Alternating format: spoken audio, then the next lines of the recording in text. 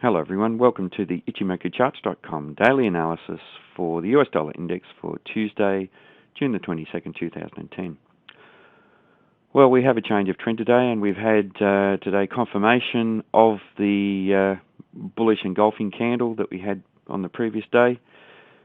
We were looking for a candle with a higher high and a higher low to confirm that reversal, so here we have it today. Unfortunately for the bulls, it's on a very small green-bodied candle, which means that the buyers have only made a very small amount of net bullish progress, which is not what we'd like to see in a change of trend. We'd like to see some decent bullishness coming in. But also it's a spinning top type candle where we have a relatively long shadow on the top and the bottom of a small-bodied candle. So that denotes indecision in the market. So there is some doubt whether the market will continue to the upside. Now, that doesn't mean that the market won't.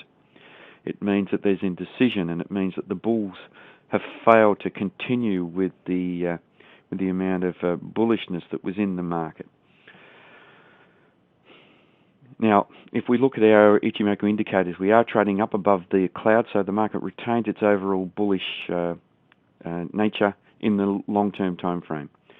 In the medium-term and fast-term time frame, the market is still trading down below the Kijun-sen and Tenkan-sen, so the market is negative in terms of medium-term and fast-term. But interestingly, the Kijun-sen has turned flat.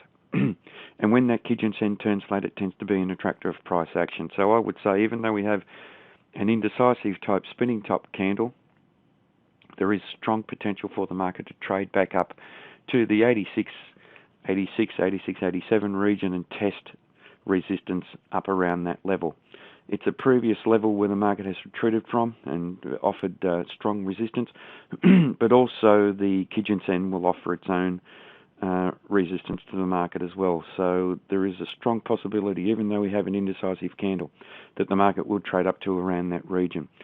Now, before the market trades up to that region, there is likely to be an interaction with the Tenkan-sen, which is at 86.53.5, and that may provide resistance to the market to the upside as well. Having said all of that, though, if the market does fail to continue with a higher high and a higher low and test those areas, there is potential for the market to continue trading down and test the low of the previous candle, which is roughly around 85. There was previous support and resistance around this region, so that will offer a potentially strong area of support. Down below there, roughly down to around 84, there is potential for support all the way through the cloud down to roughly about 83 and through this zone to 82, 86. So a very large and very strong area of support all the way down to below 83.